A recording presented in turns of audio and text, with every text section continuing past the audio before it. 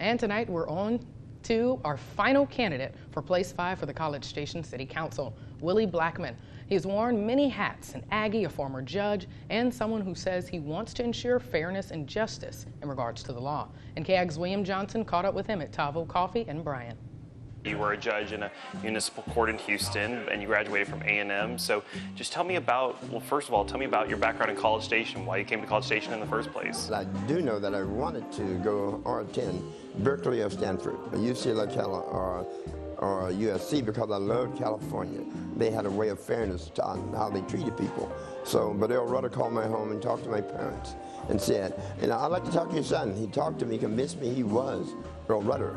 And I told him I'd consider his school. What are some of those favorite parts of College Station that make it so memorable?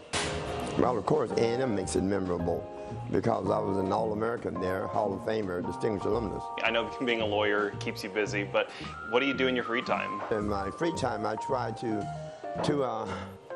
make my fiancée as happy as I can. We're getting married October 22nd of this year, and I do everything I can to make her happy and satisfied and have her realize that she's marrying a pretty good Texan. And the rest of the time I'm doing projects for like A&M. I led the charge to put Matthew Gaines' statue on campus, an African-American slave who was a co-founder of A&M, and proved that Reveille was owned by a black couple in Indian City, Chile.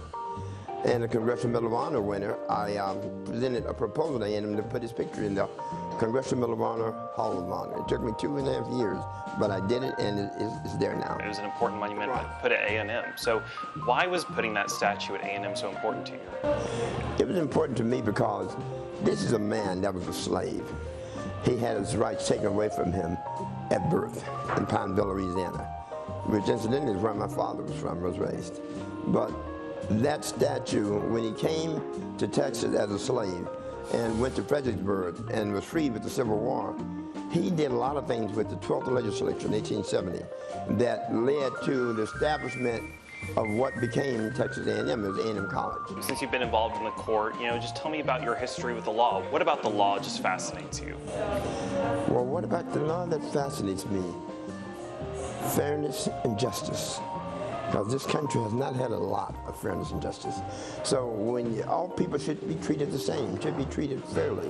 The rule of law is what our Constitution dictates. So every human being should be subject to the law of the land, the law that our founding fathers established in the 1700s in the American Revolution.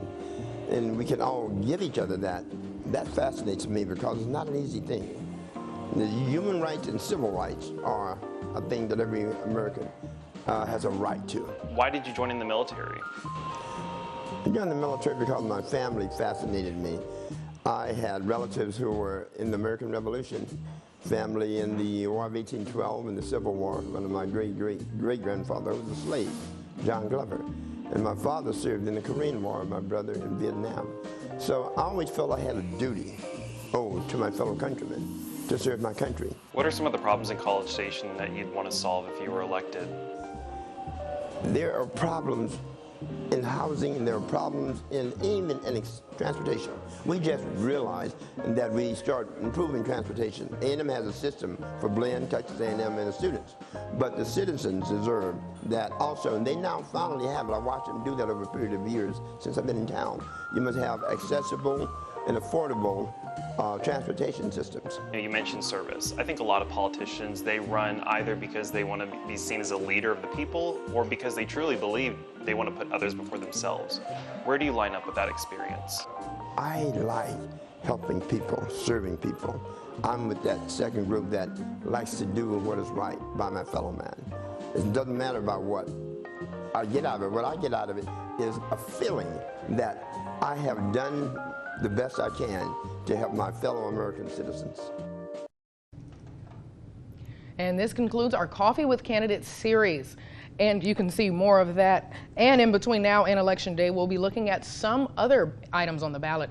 And if you missed any or want to look back as you get ready to vote, just go to KAGSTV.com.